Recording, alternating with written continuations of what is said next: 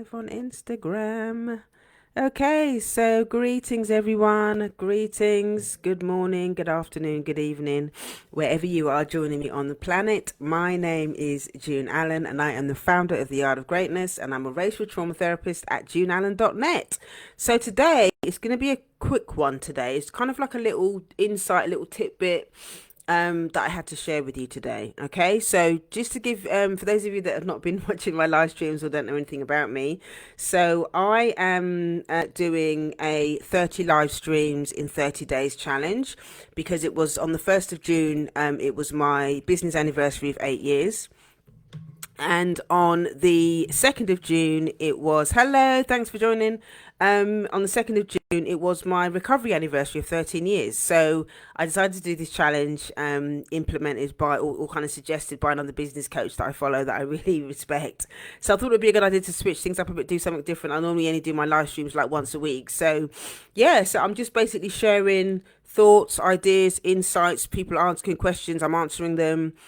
Just sharing what's on my heart, really. So hopefully you'll get something from it. So if you haven't been following them, obviously you can click the link in my bio and go to my website and you can follow along. This is day 10 that I've been doing. So yeah, you can go to my website and watch the other ones, or you can actually, you can probably watch them on Instagram if you want to as well. I think I need to update I did actually create a series section, but I keep forgetting to add the live streams to the series thing so that you can watch them in succession. So I have to do that afterwards. But anyway, I digress. So today I want to talk to you about the whole idea of whatchamacallit, my menopausal brain has lost me, creating space for abundance. Oh dear, the pleasures of getting older. Yeah, making space for abundance. Okay. So yeah, so I wanted to talk about making space for abundance because it just made me think. When I was talking yesterday, I can't remember which day it was, but I was talking one of these days about how, sometimes it's really, really difficult for us because there's so much grief. There's so much grief that we have. And sometimes we can get stuck in old ways of thinking and all of that kind of stuff. And, one of the reasons that it's difficult for us to receive is because there's quite often a backlog of stuff that's unresolved. Okay. It's very difficult for you to be able to receive stuff. Okay. It's very difficult for you to receive stuff and to be abundant if you've got a whole load of stuff from your past that's kind of stuck, that you're stuck in a lot of it. Excuse me, I'm going to sneeze. No, it's gone away again. So hopefully it'll go away.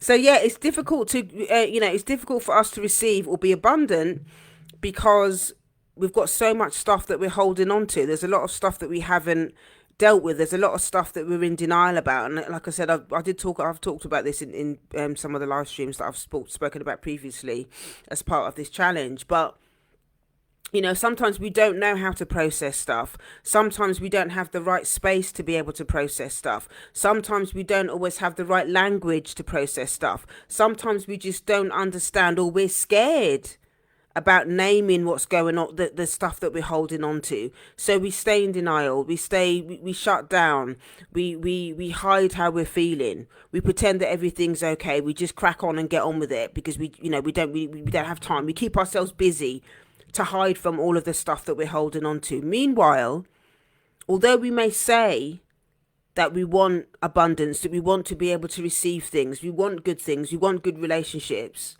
we want to have more money, we want to have, great working relationships, we want to be able to have successful businesses, we want to have all of this stuff. Meanwhile, there's a lot of stuff that we are holding on to. There's a lot of stuff that's stuck in our psyche. There's a lot of stuff, patterns that we're trapped into, that we're trapped by. Okay, stuff that we've inherited from our family of origin, stuff that we've inherited from society, stuff that we've internalized from society, stuff that we've internalized from old relationships. And that stuff is keeping us stuck. It's keeping us not being able to really step into the abundance we deserve. It's not that you don't deserve abundance. It's not that you don't deserve any of these things. You do deserve it. But one of the things is that what's holding you back is that you're not willing to clear the rubble from the past. You're not willing to clear the rubble from the past. It might be that some of that rubble is so painful and so difficult and so uncomfortable that you don't even want to touch it. You don't want to look at it. You don't want to breathe. You don't want to open the door on it. You don't want to breathe on it. But the thing is, if you're not willing to do that, there are going to be consequences to your future if you're not willing to look at and clear the past. Now, one of the things that the main part that I wanted to share about today is the concept of two different types of loss. Okay, two different types of loss, or two different types of chaos, two different types of things that are part of this whole thing about clearing the backlog. A lot of it is grief, like I said in my previous live streams this week as well. This work is the main thing that happens in this work is grief. It's grief work. It's letting go of the past. It's understanding the past. It's processing the past. It's all of that stuff. It's giving you an opportunity to understand what are the things that have made you the person that you are today. What are you in pain about today? Excuse me. What are the things that you're in pain about today that have been created because of the things that have caused you pain in the past? What are the things that causing you suffering today that are the result of you holding on to things from your past? Okay, and there's two different types of grief work that are important in order for you to process and move into the space where you're able to receive more, where you're able to be a lot more abundant. Okay, so the first one is tangible grief. Okay, the first one is tangible grief. Now, tangible grief are the things that I would say that maybe society kind of accepts that you need to grieve those things. So it might be losing a person, like a death or something like that. Yeah, it might be losing a friendship or losing a relationship. It might be moving house or whatever. There are elements of those things that you're going to grieve. I suppose losing a person, whether it's a family member or a friend or something like that, having some sort of death, somebody that you're close to, is the obvious one, the obvious form of tangible grief. And obviously, when that person dies, you'll give yourself permission to cry, to be sad, to be angry. You'll move through the grief process. Maybe you'll go to the funeral, cremation, whatever it is, and you'll think about that person.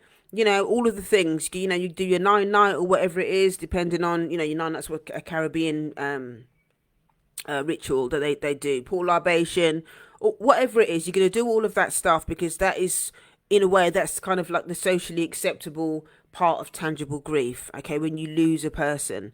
Now, ambiguous grief, or grief that's not tangible, is the losses that we have that we don't necessarily give ourselves permission to grieve the loss of, but there is grief there. And for us as Black people, this is something that absolutely needs to be part of our healing process, absolutely needs to be part of the therapy process. And it's losing things like your sense of self, your identity as a part of, as a consequence of living under the system of racism that doesn't like people, that doesn't like Black people, that stand in their own identity, that stand in their Blackness.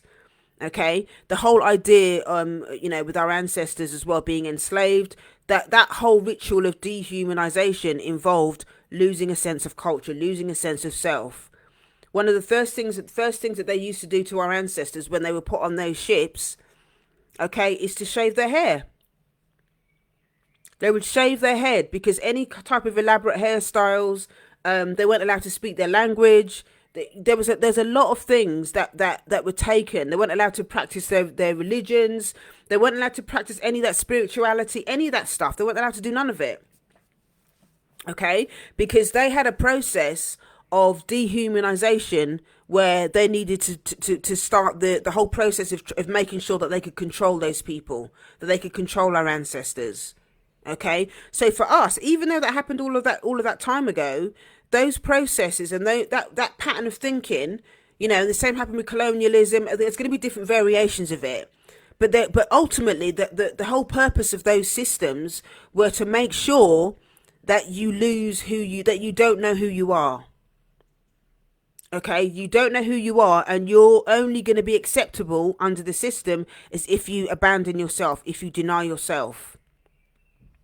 Now, when you start doing your healing work, you start doing your work, whether it's in therapy or whether you're in recovery or whatever it is, there is going to come a time when you need to give yourself permission to honor the fact that that there's a loss of self.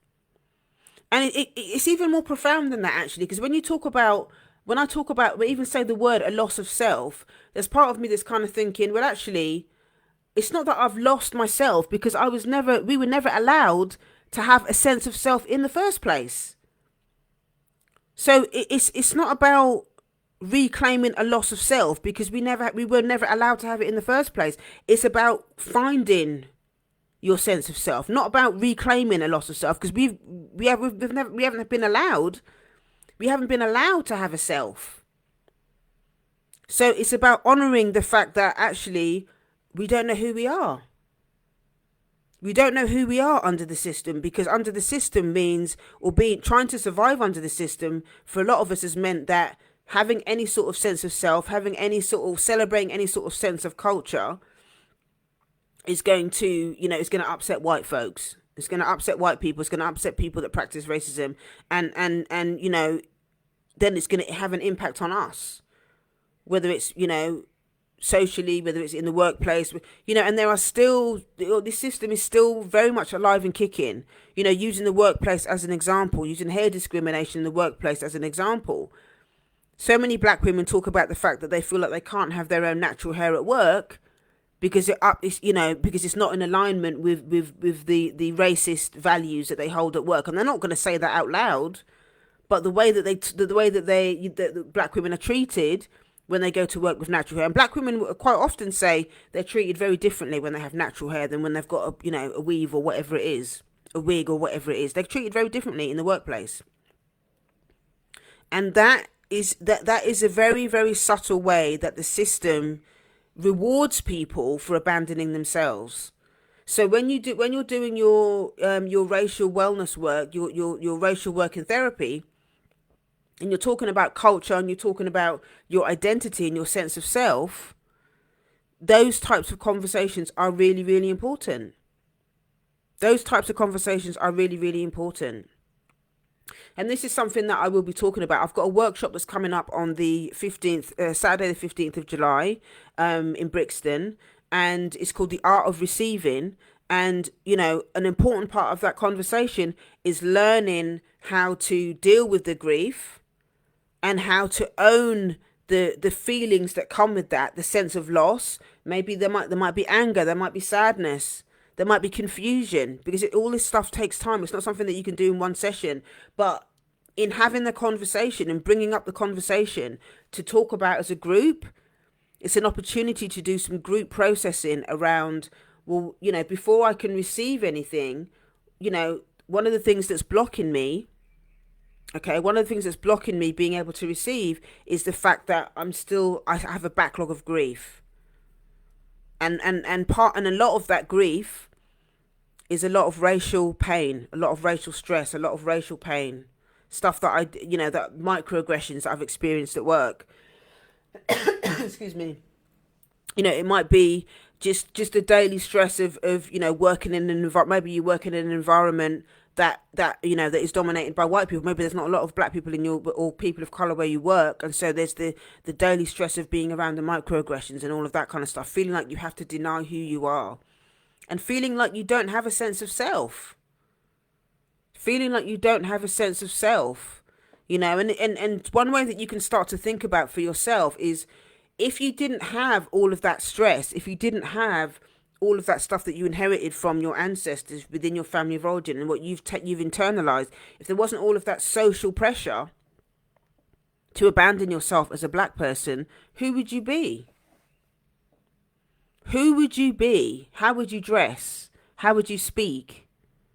The fact that I don't know, and this is something that some of the stuff that I've dealt with on my own journey, actually, is the grief around not being able to speak any African languages. Not knowing, not understanding the language, not understanding the customs. Even my very name is colonial. There's nothing African about the name June. you know. And even now, sometimes when I say it, and this is something that I've kind of gone back and forth on quite a lot, you know, is that there's been so many times where I've suggested, like, I don't feel like June is who I am. I don't know if it really suits me. I don't know if it fits my face. It doesn't fit who I am as a black woman. And I've thought numerous times about, should I change it? Should I change it? But I decided to leave it because, you know, I felt like I really needed to find out what tribe I was from and all of that kind of stuff. And also, I suppose the name June now, it represents a journey of reclaiming who I am, and you know, my ancestors, my history of being, my ancestors being enslaved, and then my parents coming over to the UK back in this early 60s, and you know, me sort of growing up in you know, in Suffolk, very, you know, very white dominated place. There was quite a few black people there back in the day, but it's very white now. It's very white middle class now. But yeah, being raised there, and then kind of moving to London in my early 20s, became a model, doing all this other stuff. And then, excuse me, sorry, I've got a bit of a dry throat today. And then coming full circle, training as a therapist, doing my work in recovery, all of that kind of stuff. And then using this work as a way to reclaim who I am as a black woman. And then, and still doing a lot of grief work, but also as the grief work is done, and I let go and I really explore all of that kind of stuff, I can then start to embrace aspects of who I am. I can start to embrace things like African spirituality. I can read more about my history and understand what my ancestors, enslaved or otherwise, what they went through and stuff like that. So I'm beginning to see how much, you know, my identity, our identity as a community, has been stripped of us and continues to be stripped from us, or be, you know, we continue to be shamed for wanting to celebrate who we are. And then what does that mean for me? What does reclaiming my identity look like? And this is the work that I do with clients, and some of the stuff that I'll be doing in the workshop on the 15th of July. If you're interested in joining me for that workshop, actually, you can click the link in my bio, go to heal.juneallen.net. That's heal.juneallen.net. That's heal.juneallen.net. Okay, so yeah, in that workshop, we're going to be talking about the art of receiving. Okay, and how to embrace a more abundant life by looking at the blocks, by looking at the reasons why you find it hard to receive. We're going to be looking at shame. We're going to be looking at money as well. We're going to be doing some exercises around receiving and what that means for you as a black woman. How do you feel? How is your relationship with money? We're going to be exploring that. And this is actually going to be a taster for you, because you know, a lot of this stuff that I'm going to be talking about in the workshop is the stuff that I actually teach in my my monthly mastermind with a group of sacred sisters. And so you'll be able to get a taste of what it looks like to be able to work with me in the mastermind on a monthly basis.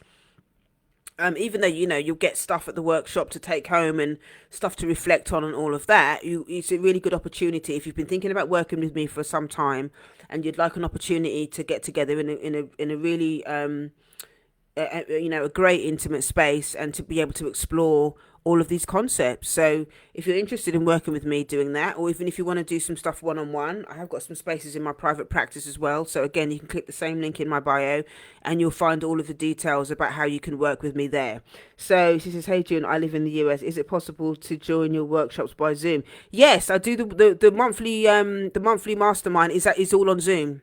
The monthly mastermind is all on Zoom. The workshop is in person in Brixton, but the monthly mastermind is actually on Zoom. So you can 100% join me there. But if you've got any other questions or anything about it, please send me a DM if you've got any other questions. But yeah, 100%, you can. They're all done on Zoom. So the monthly mastermind, it happens on a Thursday evening at 8 p.m. London time. So what's your name, by the way? Because I've got your username is the Sound of Sapphire, but what's your actual name?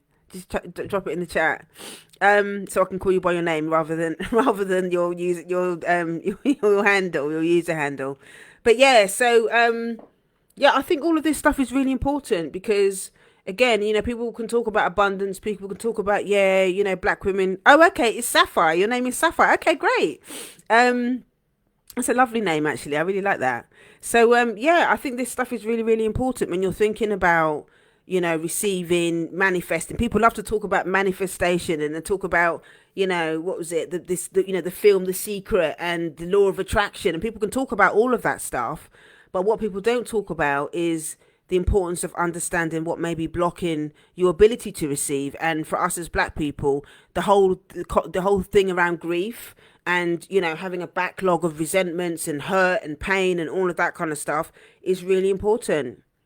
It's really important to have those conversations because, you know, a lot of us hold a lot of resentment for various reasons, and a lot of it is justified anger because a lot of us have been treated very poorly and have a history of trauma, have a history of abuse going on. So all of that stuff is going to block our ability to be able to receive. You know, it's going to block our ability to be abundant. And it's not that, you know, you having those feelings, you having those resentments are I'm not going to say they're not dysfunctional. At the same time, you know, if you have been through you know, if you've experienced abuse or difficulties and stuff like that, you know, in some respects that resentment is there to protect you from being hurt again.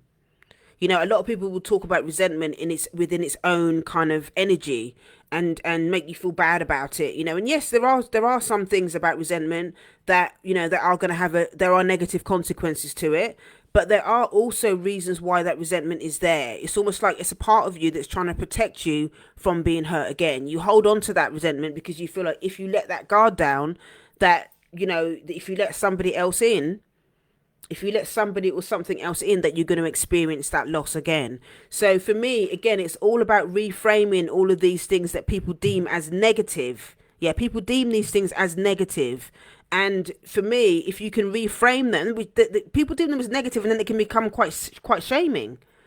You know, it can become quite shaming. So when you can reframe those things, like I said about the whole thing about resentment being a protective part of you that's trying to keep you from being hurt again, you can have more compassion for yourself. You can understand it, you know. And how I work with clients is to get them to develop a relationship with those parts of you that you know, the resentment part. We can have a dialogue with that part of yourself that feels hurt, that doesn't want to let that part of yourself be hurt again.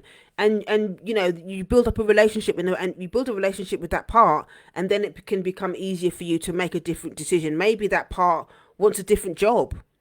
You know, maybe that part is tired and exhausted from holding all of that stuff. It's like holding all these boxes with all this resentment. Maybe there's a way then we can get that part to maybe put the boxes down, and maybe there's another job you can give that part that can still protect you without you feeling that vulnerable. You know, you're not feeling that vulnerable part of yourself. So Sapphire saying, June, these lives are amazing. Can you recommend any meditations or even books that speak to this inability for us to receive? Oh wow. Okay. So oh gosh, that's a big question. Let me see. So can you recommend any meditations or even books that speak to this inability for us to receive? Okay, so here's my issue. I can recommend books. You know, there's a couple of books. There's one in particular that I quite like. There's quite good on receiving. Yeah, there's this one, okay, called The Art of Receiving, but there's no cultural context to it. Okay, quite often when I read a lot of these books, they're written by white women, and there's no cultural context. So I can take, what I tend to do is I read these books and there's some great insights and stuff in it, but it's not going to speak to your experience as a black woman, which is why I tend to take the nuggets out and then I reframe them and I make them relevant so that as a black woman, you can understand, as a black person, you can understand it from our perspective.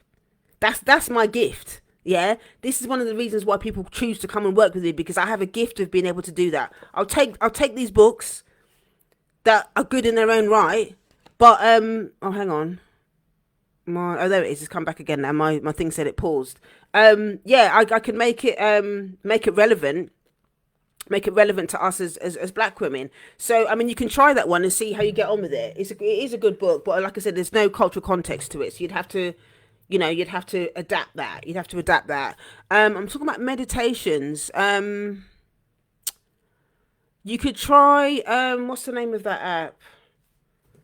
You can try, hang on one second, let me get the name of it. My menopausal brain. Insight Timer. Okay, you can maybe try on Insight Timer. I know they've got a lot of people of color people on there as well now.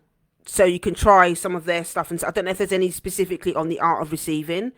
But you can try those again. The bet if you really wanna get into this work, okay, and do it, then the best way to do it and have your cultural context is to join the mastermind.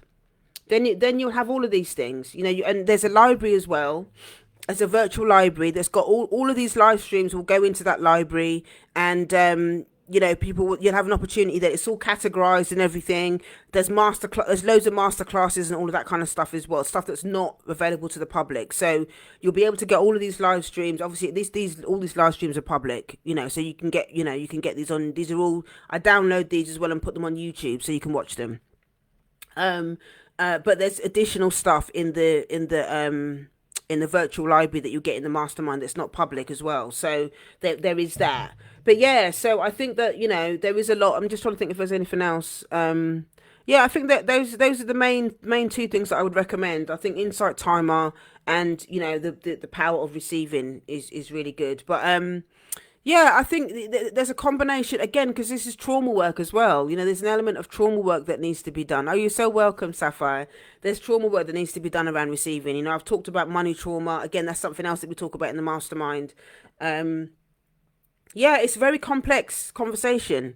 People think it's really easy. People think, oh yeah, everybody wants to have nice things. Everybody wants to receive nice things. Everybody wants to be abundant. It's easy for people to say that.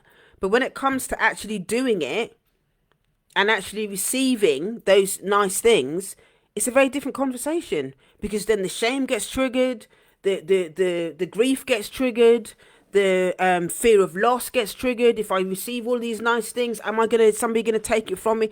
All of these things that are all coming, that all of this stuff comes up, and quite often people don't understand that's what's happening to them, and then they start shaming themselves, saying, "Oh, why do I find it so difficult for people to be nice to me?" One of the things that I hear a lot in relationships is when people start saying, "Oh, I don't want to date this guy because he's too nice." What is that? Are you actually saying that you don't? What you're actually saying, without realizing, what you're saying is, I don't deserve to have somebody nice in my life. That smacks of I find it difficult to receive. That's what that is. That situation smacks of, I find it difficult to receive, so I'm gonna go and date someone who's gonna treat me badly, because that's what I really know. That's what I understand. I understand chaos and drama and people that are avoidant, that can't show up for me. And again, maybe that's a childhood pattern, and maybe as well that thing of, I don't, that person's too nice. That it's almost like, well, if I allow myself to receive it, because this is what happens when you allow yourself to receive nice things. Then the whole thing around, well, if I have something nice, then someone's going to take it. I'm going to lose that thing that I really love. That comes from fear of loss. That's loss of, that's abandonment. That's an abandonment wound. That's what it is. It's an abandonment wound. Yeah. So when you start hearing yourself saying, oh, well, that person's too nice or whatever, think about where that comes from. You're so welcome, Mermaid 888. Think about where that comes from. There's a reason why you're saying to yourself, oh, that person's too nice. I don't want to date him. He's too nice. How can somebody be too nice? Think about what that means for you. And what does that say about your history?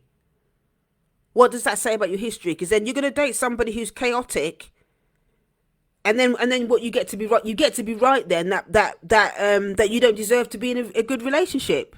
You don't deserve to be in a relationship that's loving. You get to be right about that. Then when you get to be right about it, then you can justify, your internalized thinking about yourself and your internalized negative thinking about the other person. If it's a black person as well, you get to also verify for yourself again that black men can't do this or black women can't do that, and and all of that dialogue. But at the end of the day, you were the one that said you didn't want to date someone who's nice. Someone's too nice.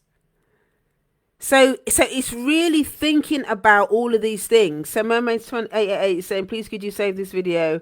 I missed the first part of your live and want to hear it from the start. Now I won't delete it. I'm going to leave it up. So it's fine. I'll leave it up. No worries. But yes, so really think about that.